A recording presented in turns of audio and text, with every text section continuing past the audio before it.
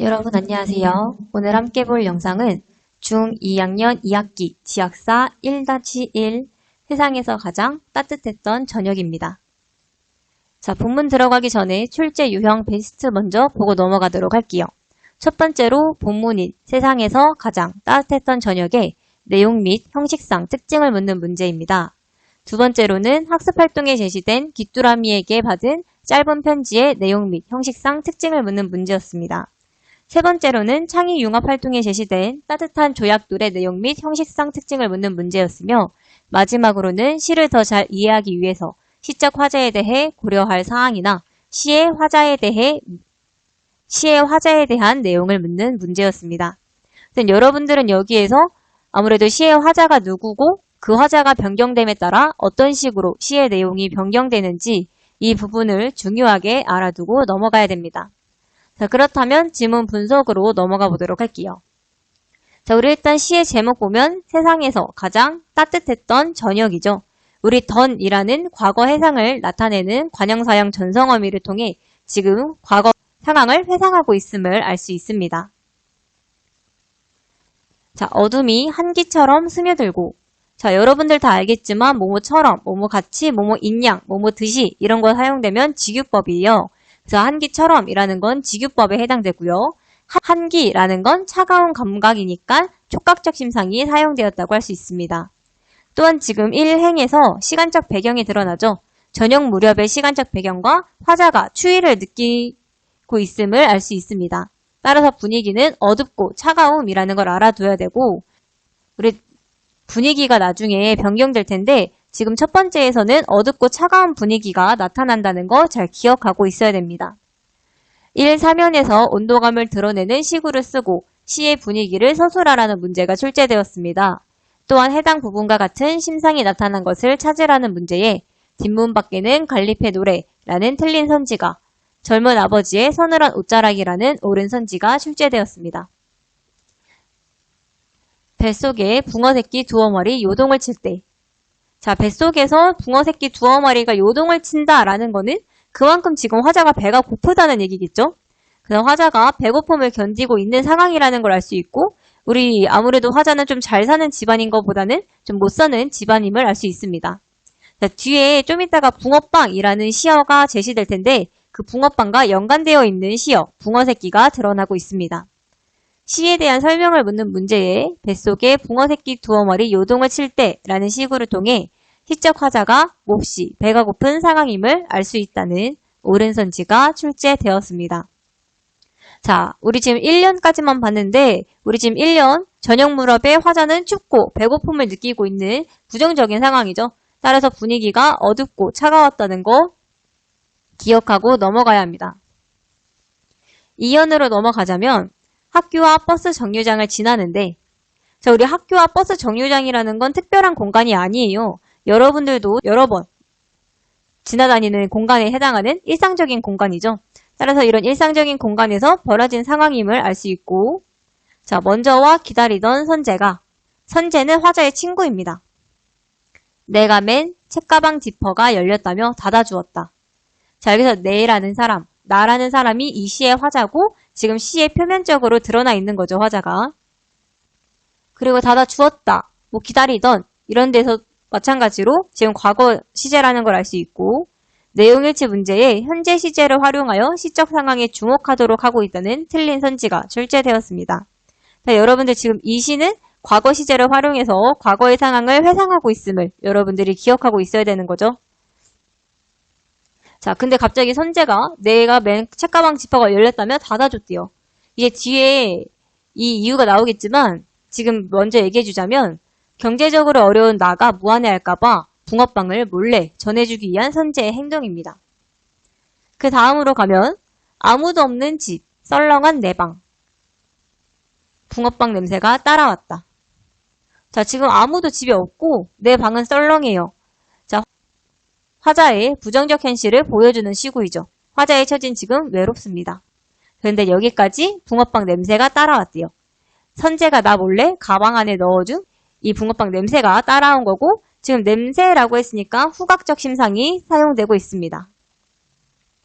학교에서 받은 우유 꺼내려 가방을 여는데 아직 온기가 식지 않은 종이봉투에 붕어가 5마리. 자, 일단 학교에서 받은 우유라는 거. 우리 여러분들은 우유를 사 먹겠지만 우리 화자는 지금 학교에서 받았다고 했잖아요. 이런 것들을 통해서 지금 화자의 상황이 그렇게 부유하지 않음을 알 수 있는 거죠. 그래서 화자의 부정적 현실을 보여주는 시구라고 볼 수 있고요. 화자의 처지는 경제적으로 어렵습니다. 자, 화자에 대해 묻는 문제에 이 시의 화자는 경제적으로는 부유하지만 외로운 처지에 있는 친구로 보인다는 틀린 선지가 출제되었습니다.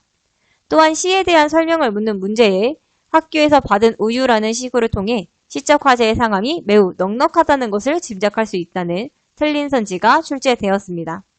여러분들은 여기에서 화자가 지금까지 외롭고 춥고 배고픈 좀 이렇게 부유하지 않은 상황에 처해 있음을 기억하고 있어야 되죠.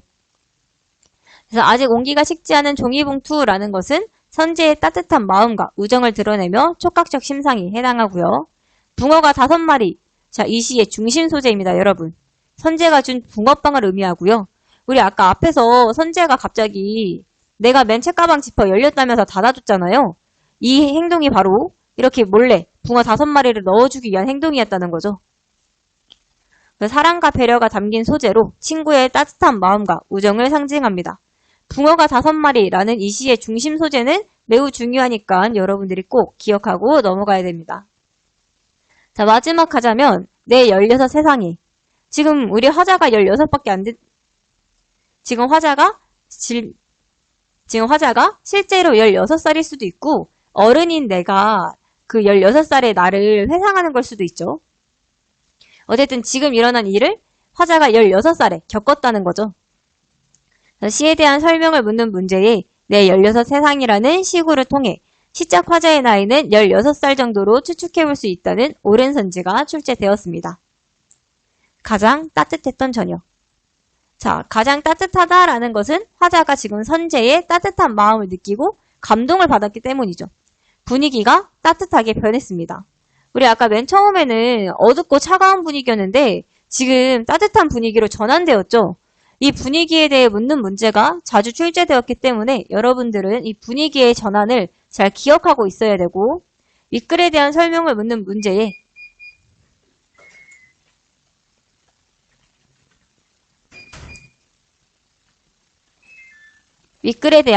묻는 문제에 시상은 따뜻하고 밝은 이미지에서 어둡고 차가운 이미지로 전개되고 있다는 틀린 선지가 출제되었습니다.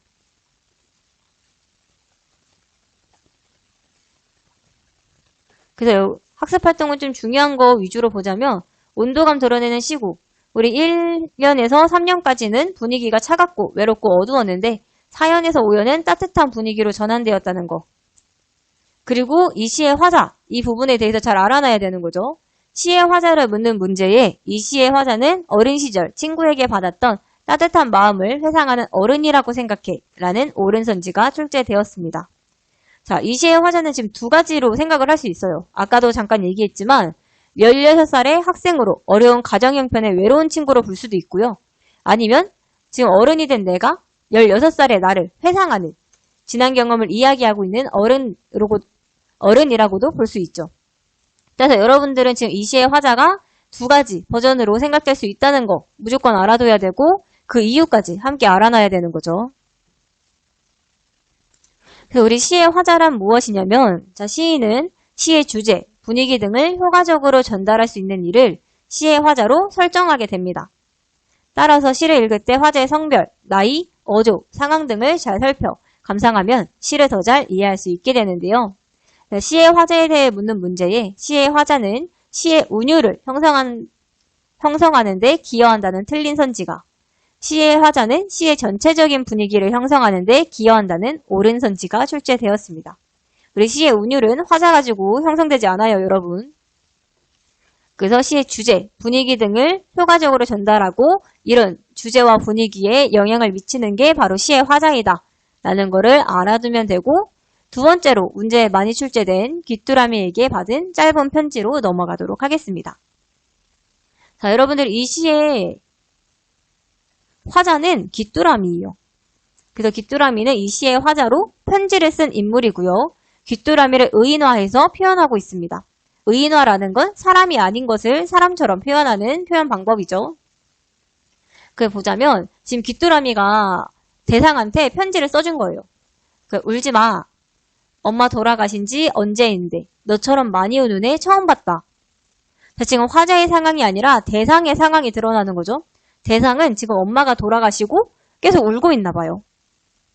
이거 화자, 귀뚜라미의 상황이 아닙니다. 대상의 상황이에요. 그래서 일단 울지 마 라고 화자가 너에게 말을 건네며 우는 아이를 달래고 위로하고 있으며 직접적인 위로가 드러납니다. 그리고 시적 대상의 처지, 아까 얘기했지만 엄마가 돌아가셨고 윗글에 대한 설명을 묻는 문제에 귀뚜라미가 세상을 떠난 엄마를 그리워하고 있다는 것을 알 수 있다는 틀린 선지가 출제되었습니다. 다시 한번 얘기하지만 이거 시적 대상, 뒤에 나오겠지만 너라는 대상에 대한 처지예요. 여기서 나오는 너가 화자인 나의 편지를 받는 대상이고요. 지금 어린 아이가 돌아가신 엄마를 그리워하며 울고 있는 상황을 알 수 있습니다. 해마다 가을날 밤이 깊으면 갈대잎 사이로 허옇게 보름달 뜨면 내가 대신 울고 있잖아. 자, 가을날이라는 걸 통해서 계절적 배경이 가을이라는 것을 알 수 있고 가을은 귀뚜라미가 우는 계절이죠. 자, 이렇게 계절적 배경 나타났고 그 다음 보면 시간적 배경도 드러나요. 밤이라는 시간적 배경이 드러나죠. 그리고 뭐뭐 하면 우리 유사한 어미의 반복으로 운율을 형성하고 있고 갈대잎이라는 건 공간적 배경이죠. 갈대가 우거진 곳이에요. 지금 이 계절적 배경, 시간적 배경, 공간적 배경 이렇게 총 3가지의 배경이 드러나고 있습니다. 자, 여기서 내라는 사람이 이 시의 화자이자 귀뚜라미죠. 의인화되었음을 알 수 있고요. 자, 내가 대신 이렇게 울고 있잖아 라는 건 너 대신, 시적 대상 대신 내가 대신 울어줄게. 그러니까 넌 울지 마 라는 위로가 담긴 표현이죠. 엄마가 돌아가시고 울고 있는 시적 대상인 너를 대신해서 내가 대신 울겠다. 너를 위로하기 위해서 내가 울겠다. 그래서 너는 울지 마라 라는 내용이었고요. 시에 드러나는 나가 누구인지 쓰라는 문제가 출제되었으며 윗글에 대한 설명을 묻는 문제에 귀뚜라미는 슬픔을 공감하며 대신 울어주고 있다는 옳은 선지가 출제되었습니다. 이렇게 가을밤 갈대밭에서 우는 귀뚜라미를 표현한 효과가 2가지가 있습니다. 이 2가지 무조건 기억하고 있어야 하고 첫 번째로 애상적이고 쓸쓸한 분위기를 고조시키며 두 번째로 우는 아이를 위로하고자 하는 마음을 효과적으로 표현합니다. 이 글에 대한 설명을 묻는 문제에 어려움은 스스로 극복해 나가야 한다는 자주적인 자세가 보인다는 틀린 선지가 출제되었습니다. 그래서 이 시의 화자는 귀뚜라미로 지금 귀뚜라미가 우는 이유를 엄마가 돌아가시고 우는 대상인 너를 위로하기 위해서 운다라고 지금 제시를 한 거죠. 그리고 여기 2번째, 이게 문제로 좀 출제가 많이 됐는데 시인이 이 시의 화자를 귀뚜라미로 설정한 까닭, 이 까닭을 잘 알아두고 있어야 합니다. 그리고 여러분들, 이 시의 화자는 지금 귀뚜라미지만 뭐 아빠로 바꿨을 때, 친구로 바꿨을 때, 누나로 바꿨을 때, 오빠로 바꿨을 때 시의 분위기나 주제가 어떻게 변화되는지 이 부분을 다루는 문제도 많이 출제가 되었기 때문에 이 시의 화자의 변화에 따라서 어떤 변화를 가지는지 알아두고 있어야 합니다. 그럼 이거 4번을 알아두고 있으면 되겠죠? 그 다음으로 문제에 많이 출제된 따뜻한 조약돌 보도록 하겠습니다. 자, 6학년 땐가 몹시도 추웠던 겨울이었습니다. 지금 시간적 배경이 초등학교 6학년 때 겨울임을 알 수 있죠. 점심시간이면 말없이 사라지는 아이가 있었습니다. 자, 아무래도 친구들에게 좀 따돌림을 받기 때문에 점심시간마다 좀 사라지는 거겠죠? 반 친구들로부터 이유 없이 따돌림을 받던 아이는 늘 그렇게 혼자 굶고 혼자 놀았습니다. 그러던 어느 날 그 아이가 다가와 쪽지 하나를 내밀었습니다. 은하야, 우리 집에 놀러 갈래? 그 애와 별로 친하지 않았던 나는 좀 얼떨떨했지만 모처럼의 제의를 거절할 수 없었습니다. 자, 나의 심리 변화를 묻는 문제가 출제되었기 때문에 나의 심리를 잘 알아두고 있어야 됩니다. 첫 번째로 그 애와 별로 친하지도 않았는데 쪽지를 받아서 당황하고 얼떨떨한 나의 심리가 드러나죠. 그래, 수업 끝나고 보자 하고 나는 그 친구의 집에 놀러 가기로 해요. 그날따라 날이 몹시 추웠습니다. 발가락이 탱탱하게 얼어붙고 온몸이 오그라드는 것 같았지만 한참을 가도 그 애는 다 왔다는 말을 하지 않았습니다. 자, 한참을 가도 그 애가 다 왔다는 말을 하지 않았다는 건 그만큼 집이 멀리 있다는 거고. 특히 안 그래도 추운 날인데 내가 괜히 따라 나섰다 하면서 후회하고 있죠. 그래서 나의 심리 두 번째, 괜히 놀러 가겠다고 했나 하는 후회가 드러나고요. 다 왔어. 저기야 우리 집.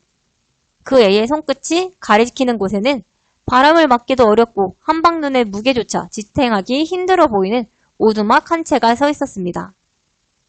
자, 지금 이 애의 삶이 매우 가난하다는 걸 알 수 있는 거죠. 퀴퀴한 방 안엔 아픈 어머니와 어린 동생들이 옹기종기 모여 있었습니다. 내가 마음을 풀고 그 애의 동생들과 놀아주고 있을 때 품팔이를 다닌다는 그의 아버지가 돌아오셨습니다. 그의 아버지는 딸의 첫 손님이라며 날 반갑게 대했고 나는 친구와 즐겁게 놀았습니다. 자, 나의 심리 변화 계속 보세요, 여러분. 첫 번째에는 당황스럽고 얼떨떨하고 두 번째로 후회했지만 지금 세 번째로는 즐겁게 놀았다고 나와 있죠. 그래서 세 번째 나의 심리는 즐거움입니다. 자, 윗글에 대한 설명을 묻는 문제에 화자의 심리가 부정적인 감정에서 긍정적인 감정으로 변한다는 옳은 선지가 출제되었습니다. 그래서 날이 저물 무렵 그의 집을 나설 때였습니다. 나도 이제 집에 가야죠. 얘야, 잠깐만 기다려라. 하고 이거 줄게 이거밖에 없구나. 그의 아버지가 장갑 낀 내 손에 꼭 쥐어준 것. 그것은 불에 달궈 따뜻해진 조약돌 2개였습니다. 하지만 그 조약돌 2개보다 더 따뜻한 것은 그 다음 내 귀에 들린 한마디 말이었습니다. 집에 가는 동안은 따뜻할 게다. 잘 가거라. 나는 세상 그 무엇보다 따뜻한 돌멩이 난로를 가슴에 품은 채 집으로 돌아왔습니다. 자, 여기서 아버지가 이거 줄게 이거밖에 없구나 해서 나왔던 이거는 이 글의 중심 소재인 따뜻한 조약돌 2개임을 알 수 있고요. 이 불에 달궈 따뜻해진 조약돌 2개는 딸의 친구인 나를 위한 따뜻한 마음이자 나에 대한 사랑과 배려가 담긴 소재입니다. 윗글에 대한 설명을 묻는 문제에 조약돌은 작고 보잘것없지만 상대를 생각하는 따뜻한 배려의 마음이 담긴 물건이라는 옳은 선지가 출제되었습니다. 그리고 뒤에 집에 가는 동안은 따뜻할 게다 라는 걸 통해서 그의 아버지가 나를 위해 일부러 준비한 것임을 알 수 있고요. 나는 세상 그 무엇보다 따뜻한 돌멩이 난로를 가슴에 품은 채 집에 돌아왔다는 건 내가 이 아버지의 행동과 말에 감동을 받았다는 걸 알 수 있는 거죠. 그래서 네 번째 드러나는 나의 심리는 감동입니다. 그 본문과 해당 글을 비교해보자면 본문의 붕어빵과 이 글의 조약돌은 비싸지 않고 별것 아닌 작은 물건이지만 준훈이가 상대방을 생각하는 따뜻한 배려의 마음이 담긴 물건이라는 공통점이 있죠. 이런 공통점을 물어보는 문제도 출제되었기 때문에 여러분들이 잘 기억하고 있어야 됩니다. 자, 그렇다면 이와 관련된 문제 3개 정도만 보고 다음 영상으로 넘어가 보도록 할게요. 먼저 볼 문제는 8번 문제입니다. 자, 윗글은 세상에서 가장 따뜻했던 저녁이고요. 우리 선재가 붕어빵 넣어준 글씨죠. 글씨 읽으면서 독자의 반응으로 적절한 거 한번 골라보도록 할게요.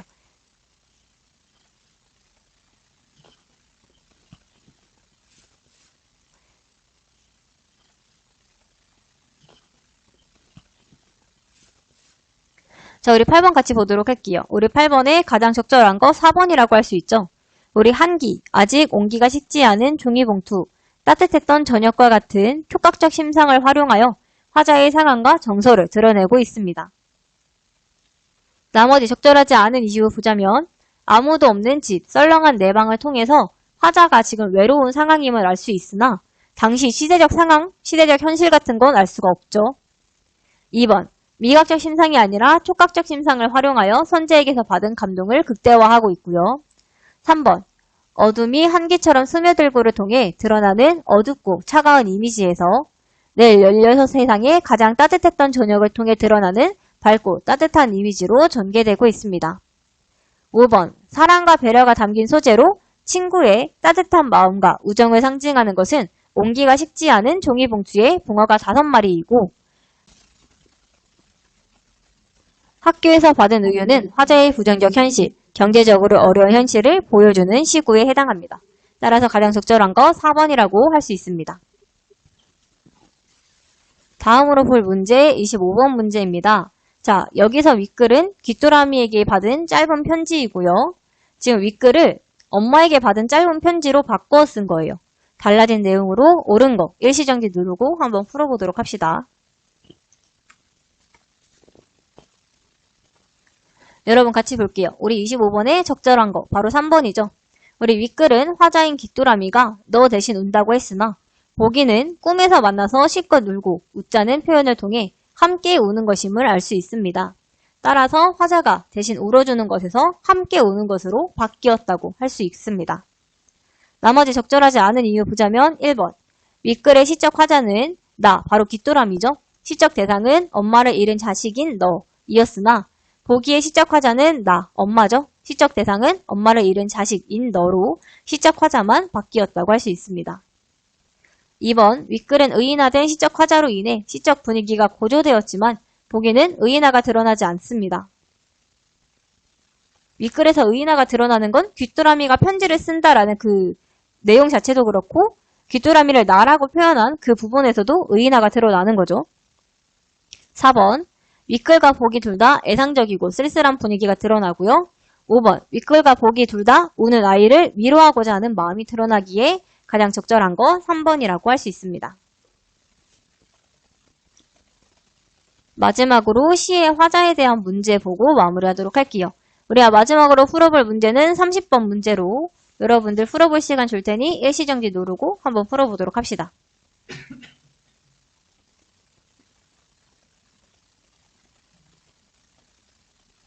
자, 같이 보도록 할게요. 시의 화자에 대한 내용으로 바른 거 바로 4번이죠. 우리 시의 화자는 시의 전체적인 분위기나 시의 주제를 형성하는 데 영향을 준다고 했으므로 시의 화자는 시의 전체적 분위기를 형성한다고 할 수 있습니다.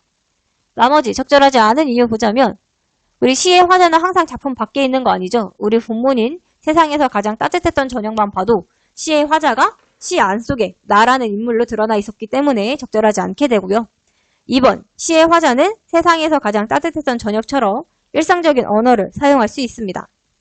3번 시의 화자가 시의 운율을 형성하는 데 기여하지는 않죠. 시의 운율은 웬만하면 반복을 통해서 드러나요. 5번 시의 화자가 여럿이라도 시의 느낌이 다채로워지지는 않기 때문에 적절한 것은 4번이라고 할 수 있습니다. 우리는 다음 영상으로 만나도록 할게요. 자, 다음으로 볼 영상 1-2 내가 그린 히말라야 시다 그림입니다. 출제 유형 베스트 먼저 보자면 일단 이 소설에 드러나는 서술자와 형식상 특징을 묻는 문제가 가장 많이 출제되었습니다. 특히 0과 1에서 서술자가 변경되기 때문에 그 서술자 변경에 대해서 잘 알아놓아야 되고요. 두 번째로 이 소설의 내용을 묻는 문제, 세 번째로 소설이라는 갈래의 특징을 묻는 문제가 출제되었습니다. 자, 그렇다면 서술자가 어떤 식으로 변하면서 소설이 전개되고 있는지 함께 알아보도록 할게요. 자, 지문 분석으로 넘어가자면 0으로 갈게요. 발단 1 부분이고 0의 이야기로 초등학교 3학년 때 나의 아버지와 천숙이 선생님이 만난 일을 회상하는 부분입니다. 자, 그때 말해야 했을까? 자, 갑자기 처음을 그때 말해야 했을까? 라고 시작하면서 지금 독자가 모르는 사건에 대한 궁금증을 유발하죠. 대체 그때가 뭘까? 뭘 말해야 했을까? 라는 궁금증을 가지면서 소설을 읽어나가면 됩니다. 다시 그때가 된다면 내 입으로 말할 수 있을까? 아니, 그것도 몰라. 내가 아는 건 내가 말할 수 있었지만 말하지 않은 그 일 때문에 내 삶이 달라졌다는 거야. 그래, 달라졌어. 그 일이 아니었다면 나는 다른 직업을 가졌겠지? 남을 속이는 교활한 장사꾼? 명령에 충실하게 따르는 군인? 뭘 했을지는 몰라도 지금처럼 그림을 그리고 있진 않겠지. 자, 그림을 그리고 있진 않겠지라는 부분에서 현재 나의 직업이 화가임을 알 수 있고요. 내가 말할 수 있었지만 말하지 않은 그 일, 바로 이 소설의 중심 사건 때문에 내가 화가라는 직업을 가지게 된 거죠. 자, 그 일이 어떤 일이길래 나의 진로까지 영향을 미쳤는지 알아보도록 할게요. 그 일이 일어난 건 내 탓이 아니야. 그건 확실히 그렇다고 말할 수 있어. 우연이야. 아니, 누군가의 실수지. 내 실수는 아니라고. 자, 내용일치 문제에 0의 나는 그 일이 일어난 책임이 자신에게 있다고 생각한 데는 틀린 선지가 출제되었습니다. 지금 0의 나는 그 일이 뭔진 몰라도 어쨌든 그 일은 내 잘못이 아니다. 남의 실수지. 내 탓은 아니야. 라고 생각하는 거죠. 자, 그리고 이제 영에 대한 설명이 나타납니다. 나는 그림에 천재적인 재능이 있어요. 지금 내가 그린 그림이 우리나라에서 가장 유명한 화랑의 벽을 장식하고 값비싸게 팔리고 있는 것만 봐도 이런 척도를 속물적이라 해도 할 수 없어. 사실이 그러니까. 내가 재능이 없으면 내 그림을 산 사람들이 엄청나게 손해를 보게 되겠지? 자, 이러면서 나 혼자 내 재능을 의심하지. 나를 의심해왔지. 그날 그 일이 있은 뒤부터. 자, 그 일이 나의 삶에 미친 영향 두 가지가 나타났어요. 첫 번째로는 지금 현재 화가라는 직업을 갖게 된 계기가 되었고, 두 번째로 계속 스스로를 의심하며 살게 만들었죠. 자, 계속 이렇게 그 일에 대해서 알려주지 않으면서 그 일이 나한테 영향을 미쳤다라고 얘기하면서 그 일에 대한 흥미를 유발하고 있습니다. 그래서 나머지 읽어보면 되고 우리 중요한 부분만 좀 넘어갈게요. 생각해 봐야겠어. 왜 그 일이 생겨났는지 하면서 이제 그 일에 대한 그 사건을 회상하겠죠? 그래서 지금 과거를 회상하는 역순행적 구성이 드러나고 있습니다. 자, 여러분 이런 역순행적 구성은 문제로 출제되기 참 좋으니 여러분들이 잘 기억하고 있어야 됩니다. 자, 그 일은 그 사건의 싹은 초등학교 3학년 때 자라기 시작했어. 그래, 천숙이 선생님. 천 선생님이 내 담임 선생님이 되면서부터야. 선생님은 아버지의 초등학교 동창이었어. 그래서 그냥 간단하게 얘기해주자면 아버지랑 그러니까 나의 아버지랑 천숙이 선생님은 초등학교 단짝이에요. 그 나의 아버지는 미술을 원래 잘 그려서 원래 나의 아버지도 화가가 꿈이었는데 나의 아버지 그러니까 할아버지죠. 할아버지가 그 꿈을 인정하지 않았고 나의 아버지가 대학을 가기 위해서 집을 나서려는 순간 할아버지가 쓰러져서 나의 아버지는 화가라는 그 꿈을 포기하고 농사꾼이 되었습니다. 하지만 천숙의 선생님은 공부 잘하던 그 특성을 살려서 지금 초등학교 선생님이 된 거죠. 그래서 우연히 다시 만나게 된 거예요.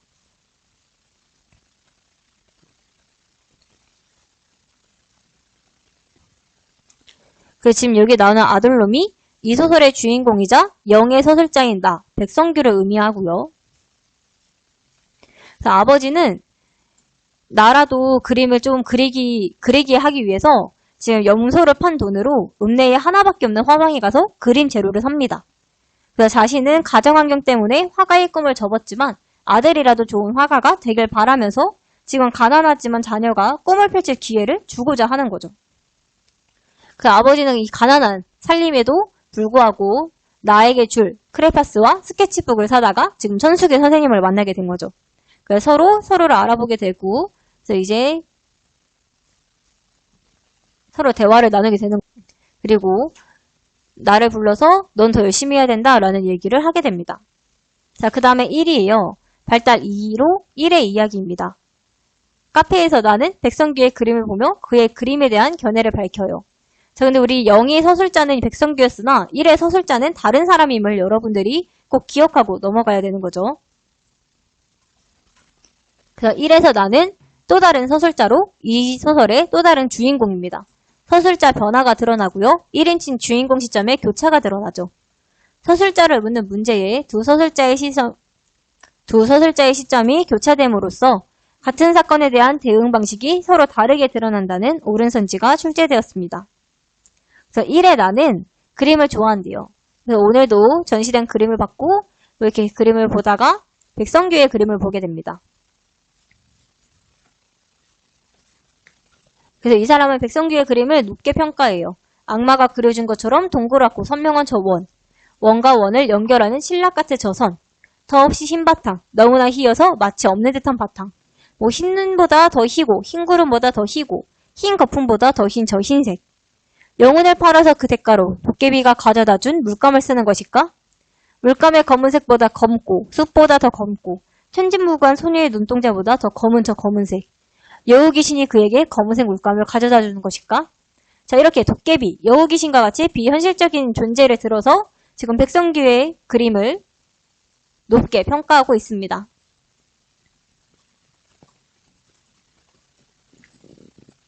다시 영의 이야기로 가자면 영의 서술자인 백성규는 어린 시절에 원래 축구를 좋아했어요. 하지만 초등학교 3학년 때 초등부 사생대회에 나가게 돼서 축구를 보지 못했죠. 자, 하지만 이 사생대회는 4학년 이상만 나가는 대회였는데 지금 백성규는 3학년 때 나가게 된 거죠. 자, 그렇다면 이 천수균 선생님이 꼼수를 부려서 나를 대신 내보낸 거죠. 그 4학년 담임 선생님 중에 자신과 친한 5반 선생님에게 말해서 그 반의 대표로 나를 대신 내보내기로 한 거예요. 그래서 나는 내가 좋아하던 축구도 포기하고 억지로 사생대회에 나갈 수밖에 없는 거죠. 자, 대회에 참가하는 사람들에게 번호를 미리 주고 참가자는 자신의 작품 뒤에 이름 대신 그 번호를 적게 되어 있었던 거지. 자, 이 부분 잘 기억해야 됩니다. 이 부분 때문에 나중에 그 일이 발생한다고 생각해도 돼요. 그래서 이름이 아니라 번호를 적게 되어 있는 사생대회가 드러나고 앞으로 일어날 이 소설의 중심 사건을 암시하게 됩니다. 나는 축구 결승전 보고 싶었으나 사생대회 때문에 눈물을 흘리면서 지금 그림을 그리게 되고요. 자, 1의 이야기로 다시 넘어가자면, 자, 1의 서술자인 나는 부유했어요. 근데 우리 0의 서술자인 백성규는 가난한 살림이었으나 1의 서술자인 나는 읍에서 제일 큰 제재소 막내딸로서 가장 사랑받으면서 할 거 다 배우면서 이렇게 산 거죠. 그래서 나는 1의 서술자는 잘 살았기 때문에 미술까지 우리 가외를 받으면서 살게 되었습니다. 그리고 이 1의 서술자 또한 사생대회에 나가게 되죠. 그래서 여기서 0의 서술자를 처음 보는 거예요. 내 뒤에서 그림을 그리던 녀석, 옷도 지저분하고 검정 고무신을 신은 데다 간장 냄새가 나던 녀석. 자, 이게 0의 서술자인 나에 대한 평가죠. 그 냄새며 꼴이 싫어서 자리를 옮기려고 했지만 이미 노란색 크레파스로 그 앞에 나무와 갈색 나무, 교사의 밑그림을 그린 뒤라서 그럴 수도 없었어. 참 그 냄새, 머리가 아프도록 지독했어. 그건 한마디로 하면 가난의 냄새였어. 자, 1의 서술자인 나는 냄새에 관한 기억을 떠올리면서 0의 서술자인 나가 무척 가난했음을 강조하면서 자, 0의 서술자는 백성규라는 것을 여러분들이 다시 한번 기억하고 넘어가야 됩니다. 그 두 서술자의 첫 번째 만남은 0의 서술자인 나, 백성규가 초등학교 3학년 때 나갔던 사생대회에서였어요. 자, 다시 0의 이야기로 넘어가면 4학년이 되고 나서 나는 미술반에 들어갔지. 그리고 나의 아버지 얘기가 나와요. 아버지도 그림 그리겠다고 했지만 할아버지한테 혼나고 할아버지가 쓰러져서 이제 아버지가 꿈을 포기하고 농사꾼이 되었다. 그리고 나는 미술반 들어가 열심히 그림 연습을 하지 않았다. 열에 8, 9은 스케치북을 펴지도 않았어.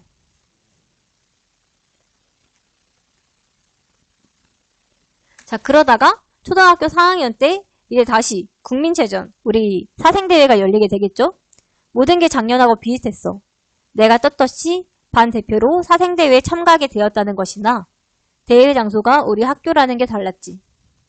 자, 우리 작년에 내가 초등학교 3학년 때는 꼼수를 부려가지고 나가게 된 거지만 이제 떳떳하게 사생대회에 참가하게 된 거고요.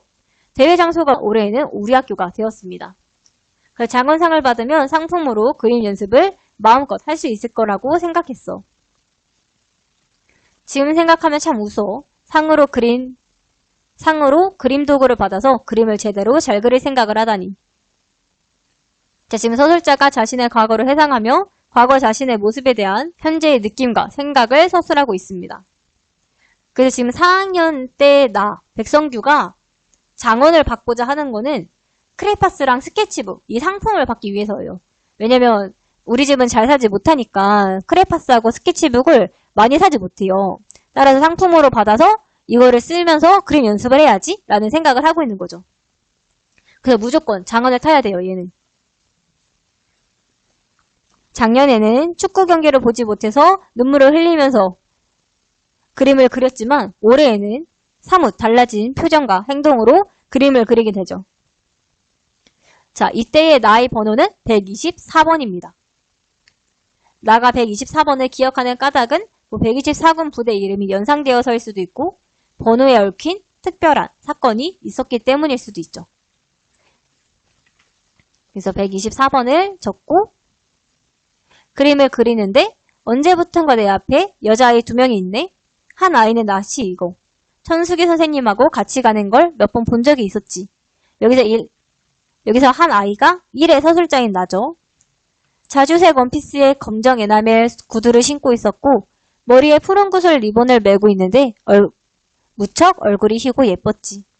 나가 일의 서술자인 여자아이에게서 받은 인상이에요. 겉모습을 통해 경제적으로 여유 있는 집안의 자녀임을 알 수 있고요. 가난한 나와는 큰 차이가 있는 부유한 환경의 아이라는 걸 알 수 있습니다. 그 여자애와 나는 비슷한 점이 하나도 없었어. 크레파스부터 한 번도 쓰지 않은 새 것, 한 번만 더 쓰면 더 쓸 수 없도록 다른 것이라는 차이가 있었어. 사생대회에서 우연히 같은 장소에서 그림을 그리고 있지만 그런 그림을 그리는 것조차 마음껏 할 수 없는 나의 처지를 여자의 상황과 대비하여 극명하게 보여주고 있는 소재를 고르라는 문제에 크레파스가 적절한 선지로 출제되었습니다. 자, 우연히 두어 시간 동안 같은 장소에서 비슷한 그림을 그리게 되겠지만 앞으로 영원히 만날 일이 없을 것 같은 사람이야. 그 여자애도 나를 한번 보더니 코를 찡그리고 더 이상 눈길 주지 않았죠. 그래서 나랑 일의 서술자인 그 여자애는 서로 같은 구도를 가지고 그림을 그리게 된 거예요.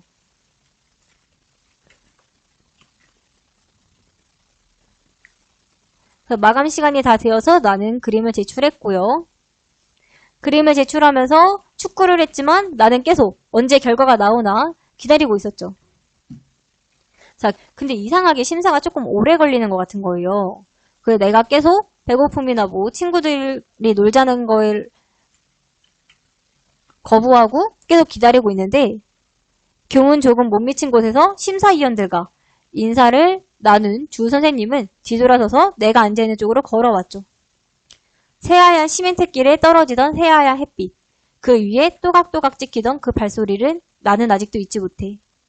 지금 시각적 심상, 새하얀 이런 시각적 심상과 또각또각 찍히던 이라는 청각적 심상을 활용하여 잊지 못할 순간을 인상적으로 표현하고 있습니다. 백성규 축하한다. 장원이다. 나는 선생님 앞에서 눈물을 보이고 말았어. 자, 이러면서 나는 장원을 탔다는 거에 대한 기쁨, 안도감, 행복감 같은 거를 느끼고 있죠. 자, 이제 1의 이야기입니다. 나는 한 번도 상 같은 건 받아본 적 없어. 나는 이런 거에 뭐 이렇게 욕심을 부리지도 않았고 내 삶 자체가 상이다 싶어. 그렇지만 단 한 번 상을 받을 뻔한 적은 있지. 나 자신의 실수 때문에 못 받은 거니까 누구를 원망할 수도 없지만 그 실수를 인정하고 내가 받을 상이 남에게 간 것을 바로잡을 수 있었을까? 할 수 있었을지도 몰라. 아버지에게 얘기했다면. 아니면 천숙의 선생님한테라도. 왜 안 했을까? 그때 나를 스쳐가던 그 아이의 표정 때문인지도 몰라. 때국물이 흐르던 목덜미, 전신에서 풍겨나던 뭔가 찌든 듯한 그 냄새. 그 너절한 인상이 내 실수와 잘못된 과정을 바로잡는 게 너절하고 귀찮은 일이라는 생각을 하게 했을 거야. 자, 원래 앞에서 지금 백성규가 장원이다 라는 얘기를 들었지만 원래 장원상을 받아야 하는 그림은 1의 서술자인 나의 그림이었습니다. 백성규랑 1의 서술자인 내가 같은 구도에서 같은 그림을 그렸잖아요. 그래서 지금 백성규의 그림으로 오해가 된 거지만 원래는 1의 서술자인 나의 그림이죠. 자, 여기서 장원상을 놓친 실수를 바로잡지 않은 까닭을 묻는 문제가 출제되었기 때문에 여러분들이 이 이유에 대해서 잘 알아두고 있어야 됩니다. 바로잡는 과정이 귀찮을 것 같기도 했고 그 아이가 느낄 좌절감이 생각나기도 했고 그리고 나는 귀찮고 힘든 것을 싫어하는 성격이기도 하고 자, 그래서 다시 영의 이야기로 가자면 부임한 지 얼마 안 된 교장 선생님이 이거 장원상을 받은 것들을 전시하자라고 하게 됐어요. 그래서 원래 나는 전시회에 안 가려고 했는데 마지막 날 강당으로 가서 그 전시된 걸 보게 되죠. 나는 천천히 그림이 전시된 곳으로 걸어갔지. 내 그림은 맨 안쪽에 걸려 있었어. 입선작 8점을 지나서 특선작 3점을 지나고 황금색 종이 리본을 매달고 좀 떨어진 곳에 검정 붓글씨로 장원이라고 크게 쓰인 종이를 거느리고 다른 작품보다 3뼘쯤 더 높이 초등학교에 다니는 아이들이라면 우러러 볼 수밖에 없는 높이에 자, 지금 나의 자부심이 드러나는 거예요. 초등학교 4학년 때 장원상을 받았으니 얼마나 우월하고 자부심이 느껴지겠습니까? 자, 그래서 나는 장원상을 받은 내 그림을 봤다. 자, 그런데 그 그림은 내가 그린 그림이 아니었어. 풍경은 내가 그린 것과 비슷했지만 절대로 내가 그린 그림이 아니야. 자, 지금 그런데나 절대로라는 말을 반복하면서 나의 충격과 당혹감을 드러내고 있습니다. 해당 부분에서 알 수 있는 서술자의 심리를 묻는 문제에 그런데나 절대로를 반복한 것으로 봐서 상을 받은 그림이 자신이 그린 게 아니라는 사실에 너무 놀라고 충격을 받은 것 같다는 오른선지가 출제되었습니다. 자, 아버지가 사준 내 오래된 크레파스에는 진작에 떨어지고 없는 회색이 히말라야 시다 가지 끝 윗부분에 살짝 칠해져 있는 그림이었어. 자, 나의 그림이 아닐 수밖에 없는 이유죠. 나한테는 없던 회색이 그 그림에는 칠해져 있었거든요. 나는 가슴이 후들후들 떨려서 두 손으로 가슴을 가렸어. 자, 지금 나의 충격과 당혹감을 직접적으로 표현하고 있죠. 자, 사방을 둘러보고 이제 그림 뒷면의 번호를 확인했는데 124번이었어요. 근데 분명 내가 사생대에서 받은 번호가 124번이었단 말이야. 자, 그렇지만 그건 내 글씨가 아니었어. 자, 이 그림이 내 그림이 아닌 이유 두 번째, 뒤에 쓰여져 있는 124번이 내 글씨가 아니죠. 누가 이렇게 실수를 했을까? 그래서 막 생각을 했어요. 다른 학교에 다니는 애라서 이걸 몰랐나? 아니야. 그 그림 구도로 봐서 내가 그렸던 바로 그 장소에서 아주 가까운 데서 그린 그림이었어. 그리고 이제 알아차리죠. 그 여자아이구나. 그 여자아이가 진짜 이 장원 그림의 주인이고 왜 아무 말도 하지 않았지? 왜 아무 말도 하지 않았지? 이러면서 막 고민을 해요. 자, 그림과 달리 그 그림은 정말 완벽했어. 나로서는 발견할 수 없던 벽과 히말라야 시다 사이의 빈 공간의 처리는 완벽했어. 나는 모든 걸 그림 속에 우겨 넣으려고만 했지 비울 줄은 몰랐어. 그건 나를 뛰어넘는 재능인 게 분명했어. 자, 그래서 비슷한 그림이 두 개 있으니까 심사위원들이 당황했겠죠? 그래서 이거를 알아보기 위해서 미술 선생님을 부른 거고, 그래서 미술 선생님이 전과 달리 그 심사 자리에 있었던 거고. 그래서 나의 심리가 자부심과 우쭐함, 충격과 당혹감, 좌절감 이런 식으로 변하는데, 자, 이런 나의 심리 변화를 여러분들이 잘 알아두고 넘어가면 될 것 같습니다. 나는 통증을 받으면서 막 나가는데 하필 그 여자아이가 들어오는 거예요. 자주색 원피스를 입고 있었어. 검정 에나멜식 구두를 신고 있었지. 나는 그 여자아이를 지나칠 때 눈을 감았어. 왜냐하면 부끄럽고 죄책감이 느껴지거든요. 그래서 나의 심리가 처음에는 자부심과 우쭐함에서, 그 다음에 충격과 당혹감에서, 그 다음 좌절감에서, 마지막 그 여자아이를 지나갈 때는 부끄러움과 죄책감을 느낀다는 걸 알아둬야 되는 거죠. 나는 계속 내적 갈등을 해요. 사실을 말해야 해. 아니면 사실을 말할 수 없어. 이 두 가지를 계속 갈등하다가 결국은 얘기하지 못한 거죠. 자, 그 뒤로부터 나는 늘 나를 의심하며 살았어. 누군가 나보다 뛰어난 재능을 가지고 있고 누군가 나와 똑같은 대상을 두고 훨씬 더 뛰어난 작품을 그렸고 앞으로도 더 뛰어난 작품을 그릴 수 있다는 생각을 벗어나 본 적이 없어. 자, 그 일이 나의 삶에 미친 영향입니다. 어떤 작품이라도, 그게 포스터 물감으로 그리는 방공 포스터라도 내가 가진 능력 전부를, 그 이상을 쏟아부어야 했지. 언제나 어디서나 그 결과가 오늘의 나일까? 의심의 결과, 좌절의 결과, 누군가 내 비밀을 알고 있다는 생각의 결과. 나는 화가가 된 후 풍경화를 그린 적이 없어. 자, 그렇다면 그 장원상, 자신의 그림이 아닌 장원 그림에 충격을 받았기 때문이죠. 나는 그림의 원형, 본질로 돌아갔어. 성과 원, 점, 그리고 바탕이 되는 사물의 원형, 본질을 최대한 추상화하고 이상화한 상태로 만들어갔어. 내 모든 색깔의 원형은, 이상은 그날 그 하얀 시멘트 길과 그 위에 흰 햇빛이야. 자, 그날 그 하얀 시멘트 길과 그 위에 흰 햇빛은 여러분, 그 미술 선생님이 그 심사 결과를 기다리고 있는데 앞으로 또각또각 와가지고 백성규 축하해 장원이다 라고 했던 그때 새하얀 햇빛, 새하얀 시멘트 길 이런 서술이 나왔었죠. 그때 그 하얀 시멘트 길과 흰 햇빛이 나의 색깔의 원형이 된 거죠. 자, 마지막 1의 이야기입니다. 어라, 저기 걸어가는 저 사람 백성규 같네? 아는 척을 할까? 아이 귀찮아. 그런 걸 하면 뭐해. 우리는 가는 길이 다른데. 나는 그림을 좋아하고 저 사람은 자신의 그림을 열심히 그리면 그만이지. 점점 멀어지네. 사라졌네. 나는 여기에 있고 나도 꼭 가야 하지만. 이라고 하면서 내용이 마무리됩니다. 자, 그래서 0의 서술자와 1의 서술자는 총 3번의 만남을 가지게 됩니다. 첫 번째로 백성규가 초등학교 3학년 때 축구 경기를 보고 싶었으나 억지로 사생대회에 가서 눈물을 흘리면서 그림을 그릴 때였고, 두 번째로 백성규가 초등학교 4학년 때 정식으로 떳떳하게 사생대회에 나가게 된 거고, 세 번째로는 어른이 돼서 1의 서술자인 나가 백성규를 보게 되는 거죠. 자, 이렇게 세 번째 만남을 여러분들이 잘 기억하고 있어야 하고, 자, 사건도 여러분들 한번 보고 넘어가면 될 것 같습니다.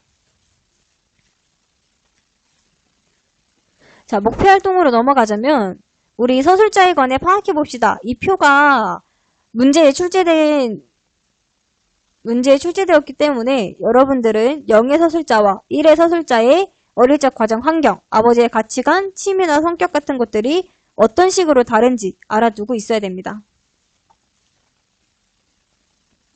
자, 그리고 만약 이 소설이 0과 1의 두 서술자 중 어느 한 서술자의 시점으로만 서술하는 방식이었다면 아무래도 한쪽 서술자의 심리만 드러나기 때문에 같은 상황에 처한 두 인물의 심리를 비교해보는 재미가 줄어들었을 것이고, 한 인물의 관점만 독자에게 전달됐겠죠?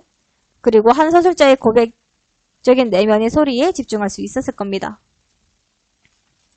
그리고 우리 윗글은 순행적 구성이 아니라 역순행적 구성이라는 거 꼭 알고 있어야 되고, 자, 0과 1이 겪었던 갈등, 다 내적 갈등이죠? 알릴까 알리지 말까 이런 갈등을 겪게 되었고, 서술자에 대해서 좀 보자면 우리 서술자는 소설에서 이야기를 전달하는 사람을 서술자라고 합니다. 소설의 내용과 분위기는 서술자에 따라 다르게 전달됩니다. 이때 서술자는 이야기에 등장하는 인물일 수도 있고 이야기 밖에 있는 존재일 수도 있습니다. 따라서 소설을 읽을 때는 서술자가 누구인지 어디에 있는지 살펴보고 서술자에 따라 소설의 내용과 분위기가 어떻게 달라지는지 알아보면서 읽는 것이 좋습니다. 자, 창의융합형 이별 그 후는 문제에 직접적으로 출제되진 않았는데 여러분들이 내용은 그냥 한번 읽어두면 나쁘지 않을 것 같아요. 자, 이거는 여러분들이 한번 읽으면 되고, 우리는 내가 그린 히말라야 시다 그림과 관련된 문제 3개 정도만 보고 마무리하도록 하겠습니다. 가장 중요한 서술자에 대한 문제 풀어보도록 할게요. 우리가 풀어볼 문제는 3번 문제고, 자, 윗글의 서술자, 0의 서술자 나도 드러나고 1의 서술자 나도 드러납니다. 윗글의 서술자에 대한 설명으로 적절한 거 풀어볼 시간 줄 테니 일시정지 누르고 한번 풀어보도록 합시다.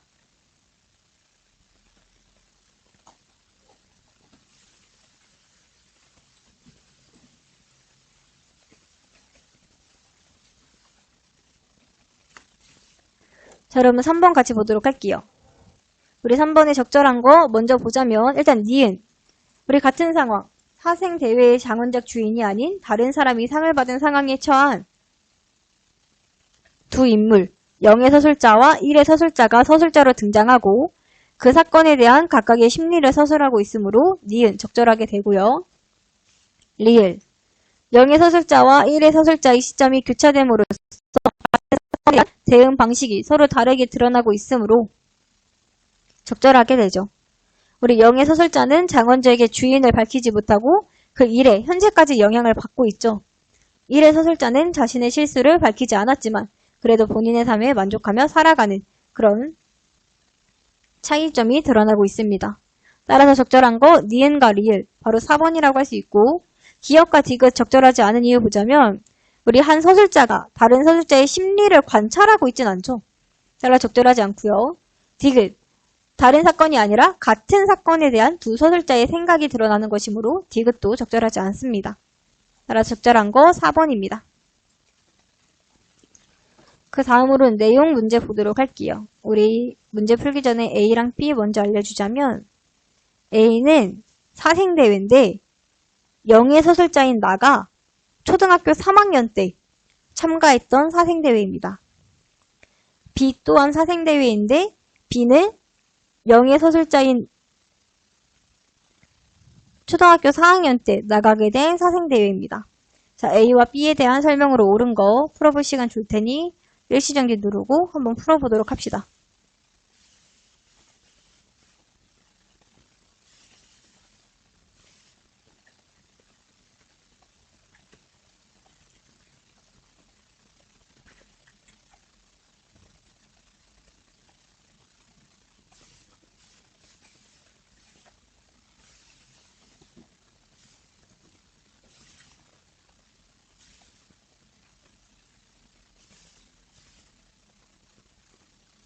자, 적절한 거 보자면 2번이라고 할 수 있습니다.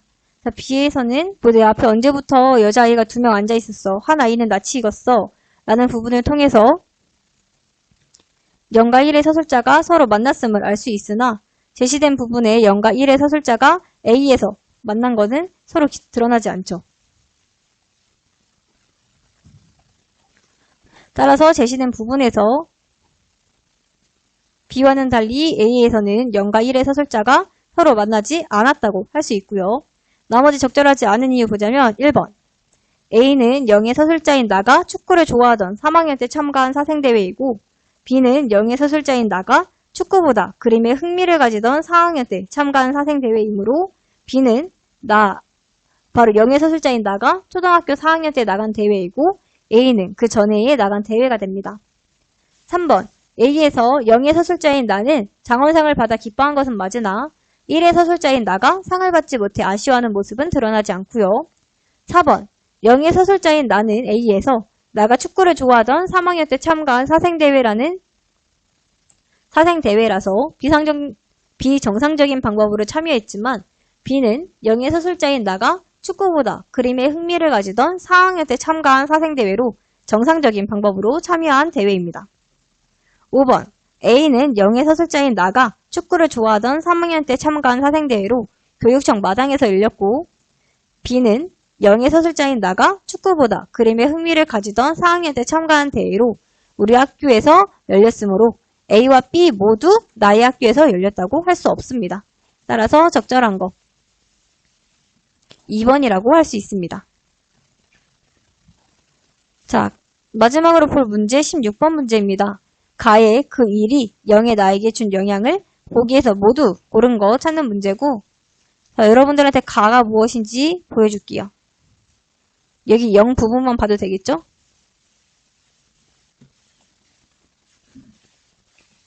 자, 가 확인했으면 이제 16번 한번 풀어보도록 합시다.